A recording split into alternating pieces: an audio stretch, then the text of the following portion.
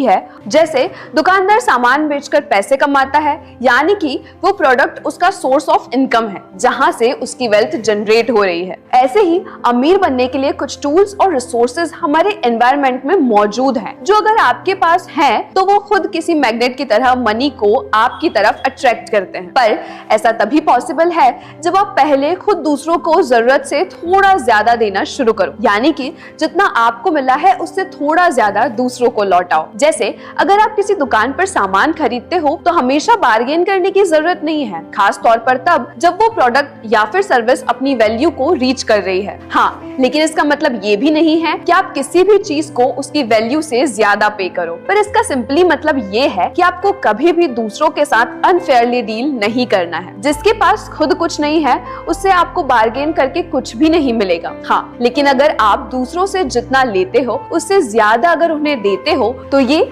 आपकी वैल्यू को इंक्रीज करता है। वॉलेस डी वॉटल्स इस बारे में अपनी book the science of getting rich में कहते हैं, मार्केट में जितनी कैश वैल्यू है आप हर किसी को उससे ज्यादा नहीं दे सकते, लेकिन आप उन्हें कुछ ऐसा जरूर ऑफर कर सकते हैं जिसकी उसे वैल्यू कैश वैल्यू से ज्यादा हो। जैसे किसी किताब को छापने में लगे कागज या इंक की कस्टमर की नजर में कोई वैल्यू नहीं है, वो आपको उसके लिए पे भी नहीं करेगा। हाँ, लेकिन उस किताब में मौजूद इंफॉर्मेशन, स्टोरी या फिर आइडियाज अगर आपकी लाइफ में कोई वैल्यू ऐड करते हैं, उसे पढ़ने के बाद अगर आपका ज्ञान बढ़ता है, आपके अंदर नए विचार पैदा होते हैं या फिर आपको इमोशनल सेटिस्फेक्शन मिलता है, तो इसका मतलब है कि वो किताब अपने प्राइस वैल्यू को जस्टिफाई कर रही है। चलो इमेजिन करते हैं कि मेरे पास किसी फेमस आर्टिस्ट की पेंटिंग है। अब किसी भी सोसाइटी में उस पेंटिंग की कीमत कम से कम 5 से 10 लाख रुपए होगी, पर अगर मैं उस पेंटिंग को किसी लोअर क्लास के व्यक्ति को बेचती हूँ तो क्या वो उसकी कीमत समझेगा? नहीं, उसके लिए उस पेंटिंग का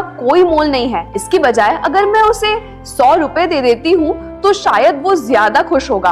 वो सोचने लगेगा कि चलो मैं इससे खाना खरीद सकता हूँ। यही फर्क है जब आप कॉम्पिटिटिव से क्रिएटिव प्लान में बढ़ते हैं। क्रिएटिव व्यक्ति अपनी हर बिजनेस ट्रांजैक्शन को स्ट्रिक्टली स्कैन करता है। अगर आप अपने कस्टमर्स को कुछ ऐसा सेल कर रहे हो जो उनकी लाइफ में कोई वैल्यू ऐड नहीं कर रहा, या वो रिक्वायरमेंट पूरी तरह से नहीं फुलफिल कर पा रहा जिसके लिए उसने पे किया था, तो यकीनन आपको अपने बिजनेस को बंद कर देना चाहिए। और हाँ, अगर आप किसी ऐसे बिजनेस, जॉब या प्रोफेशन में हैं जहां आपकी क्रिएटिविटी दूसरों को नेचुरली बीट नहीं कर पा रही, तो आपको उसे छोड़ देना चाहिए। सक्सेसफुल होने और वेल्थ जनरेट करने के लिए आपको दूसरों की लाइफ में अपनी सर्विस या प्रोडक्ट के जरिए ज्यादा से ज्यादा वैल्यू ऐड करनी पड़ेगी, तभी आप उनसे उतनी ही वैल्यू का कैश ले पाएंगे। अगर आपके पास लोग हैं जो आपके लिए काम करते हैं तो आपको उनकी सर्विसेज से थोड़ा ज्यादा पे करना चाहिए, क्योंकि इसी तरीके से आप उनकी वेजेस से ज्यादा कैश वैल्यू का वर्क ले पाएंगे। आपको अपने एम्प्लॉय के लिए वही बनना है जो ये ऑडियो बुक एक्सप्लेनेशन आपके लिए अभी कर रही है। उन्हें न्यू पाथ, न्यू विजन और मेंटल सेटिस्फेक्शन देना। आपको कोई ये नहीं कह रहा कि आप उन्हें एक्स्ट्रा पे करो, इवन आप उन्हें मार्केट प्राइस से ज्यादा पे कर भी नहीं सकते, पर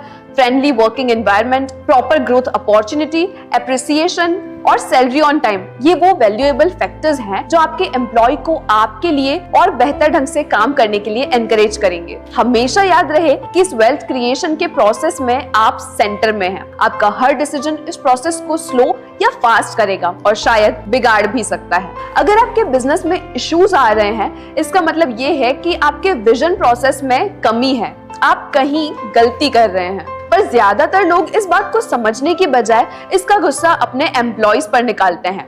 आपका काम इस प्रोसेस को day by day smooth, easy और क्वालिटेटिव बनाने का है। अगर आपके प्रोडक्ट में कमी आ रही है या आपकी कंपनी के एम्प्लॉयज आपसे खुश नहीं है, तो इसका मतलब है कि आप खुद कहीं लैग कर रहे हैं। ओरिजिनल क्रिएशन जो प्रोडक्ट, सर्विस या आर्ट के रूप में लोगों को नजर आ रही है, वो आपके अंदर से निकलती है, इसलिए वो आपका पूरा एफर्ट मांगती है। उसे जिंदा रखने के लिए आपको अपनी पूरी एनर्जी उसे देनी पड़ेगी, तभी वो आपको वो दे पाने में एबल हो पाती है जिसकी आपको इच्छा है, फिर चाहे वो फेम हो या वेल्थ। मैंने एक बार एक बच्चे को पियानो बजाते हुए देखा। वो पियानो की कीज को धुन देने की कोशिश कर रहा था पर कर नहीं पा रहा था। मैंने उससे पूछा कि उसकी निराशा का कारण क्या है, तो उसने कहा कि मुझे लगता है कि म्यूजिक मुझ में है, पर मैं अपने हाथों को सही जगह नहीं बैठा पा रहा हूँ। यहाँ पर अब उसने कहा कि म्यूजिक उसके अंदर है, इसका मतलब है उसकी क्रिएटिव एनर्जी, जिसके बारे में मैं आपको ऊपर से बताती आई हूँ। वो एनर्जी उसके लिए लाइफ की सारी पॉसिबिलिटीज अपने पास रखकर बैठी है। वो खास एनर्जी उस बच्चे के अंदर संगीत के रूप में जीवित रहती है। इसलिए उसने कहा कि वो अपने हाथों को इस तरह से बिल्ड करना चाहता है कि वो उस आध्यात्मिक धुन को बजा पाए जो उसके अंदर है।